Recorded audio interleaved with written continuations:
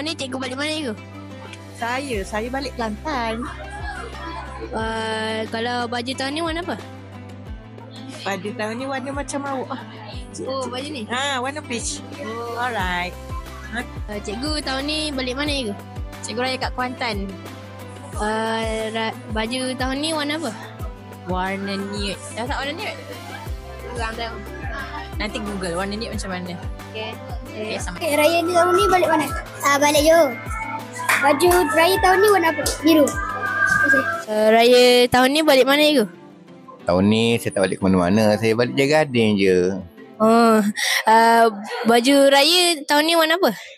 Tahun ni temanya silver. Oh. Silver. Tahun ni balik mana? Balik Kedah.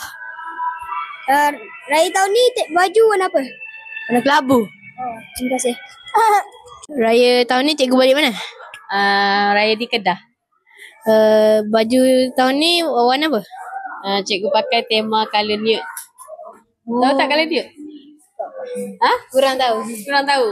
Lebih kurang macam krim tapi lebih cerah sikit. Terima kasih. Tahun ni balik mana? Tanah Merah.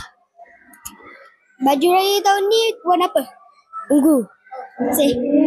Baju raya warna apa? Warna brown kot, tak ingat. Raya ni raya tahun ni balik mana? Jerantut. Terima kasih. Assalamualaikum. Adik tahun ni balik raya mana? Balik raya Rompen. Adik tahun ni tema baju warna apa? Hijau. Sekian, terima kasih. Assalamualaikum cikgu. Salam.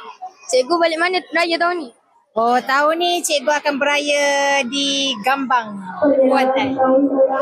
Okey, baju raya cikgu warna apa? Baju raya saya warna-warni. Okey? Lagi? Itu saja. Terima kasih cikgu. Assalamualaikum. Adik tahun ni raya balik mana? Balik kampung. Kampung kat mana dek? Kelantan. Raya tahun ni baju warna apa? Biru. Itu saja. Terima kasih. Balik kampung hari ni cikgu pergi ke mana? Saya berada di Kuantan saja, saya Kuantan.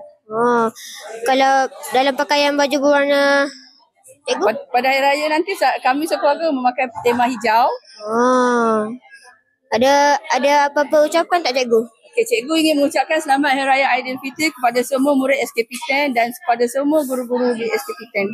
Amin.